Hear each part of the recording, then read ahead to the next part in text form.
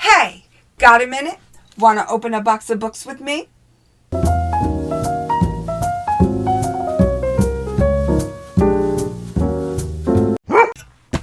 Hello and welcome to my channel, The Grape Jelly Library, where we love to talk about those books.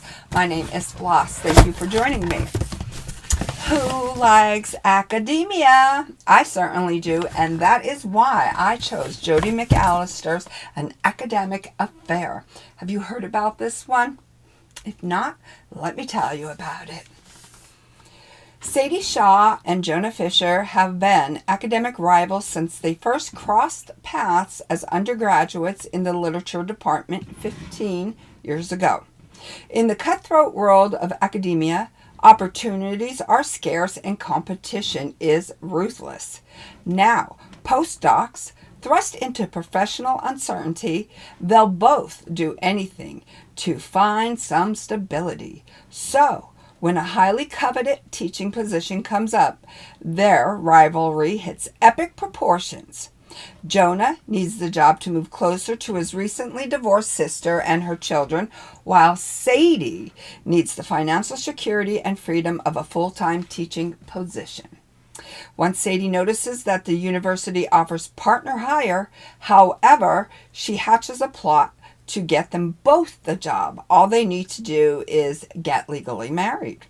It's a simple win-win solution, but when sparks begin to fly, it becomes clear that, despite their education, these two may not have thought this whole thing through.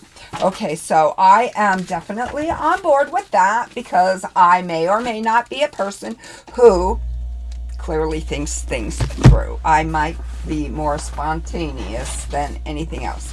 The next book that I chose is somewhat of a fairy tale. Every thorn has its rose. Violet Thistlethwaite is not a villain anymore. Emily Krempholtz. Isn't that gorge? Gorge! Let's find out about it. Guy Shadowfade. What a name. Guy Shadowfade is dead, and after a lifetime as the Dark Sorcerer's right hand, Violet Thistlethwaite is determined to start over, not as the fearsome Thorn Witch, but as someone kind, someone better, someone good. The quaint town of Dragon's Rest, Violet decides, will be her second chance. She'll set down roots, open a flower shop, keep her sentient, mildly homicidal houseplant in check, and prune dark magic from the twisted bowels of her life. Violet's vibrant bouquets and cheerful enchantments soon charm the welcoming townsfolk, though nothing seems to impress the prickly yet dashingly handsome Nathaniel Marsh. An alchemist sharing her greenhouse. With a struggling business and his own second chance seemingly out of reach, Nathaniel has no time for flowers or frippery, and certainly none for the intriguing witch next door. When a mysterious blight endangers every living plant in Dragon's Rest, Violet and Nathaniel must work together through their fears, pasts, and growing feelings for each other to save their community. But with the figure from her previous life knocking at her door and her secrets threatening to uproot everything she's worked so hard to grow, Violet can't help but wonder, does a former villain truly deserve a happily ever after? Well, certainly. Doesn't everybody? Ooh, boy. Nicole Baart. Where he left me. Honest to goodness. When I read this one, oh boy. In every world, I'd find you. Sadie Sheridan's new husband, Felix, a professor of planetary sciences, has vowed to never leave her. But when Felix doesn't return from a work trip, Sadie is stranded at Hemlock House, the remote mountain homestead where her husband grew up. Doubt creeps into Sadie's heart. Then panic. Where is he? Scared and alone in a place that feels haunted, Sadie struggles to make sense of what her missing husband left behind. But when she catches strangers lurking around the property, Hemlock House instantly becomes both a sanctuary and a prison. Navigating threats from outside and in, Sadie is forced to confront shocking secrets that leave her questioning whether she really knows Felix at all.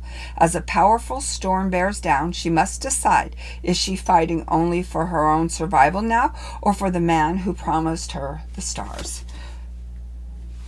And the last book that I chose,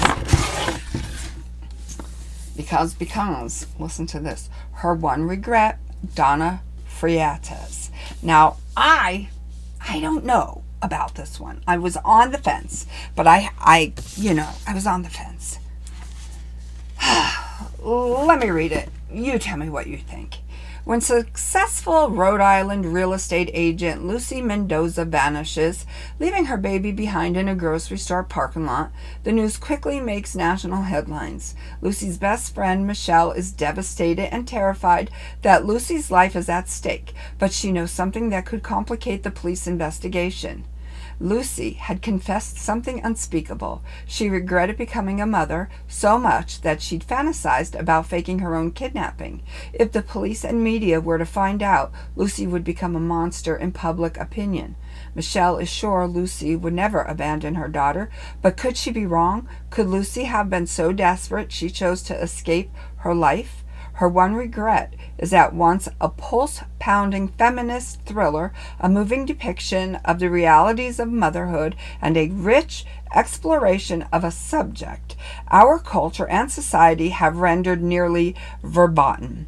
The possibility that for some women, motherhood is an unfixable mistake.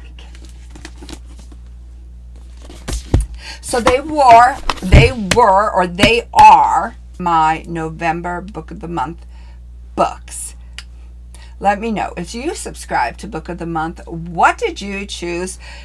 And also, out of the books that I chose, would you have chose any of these? Until we meet again, know that I love you. Be well, be good, be reading.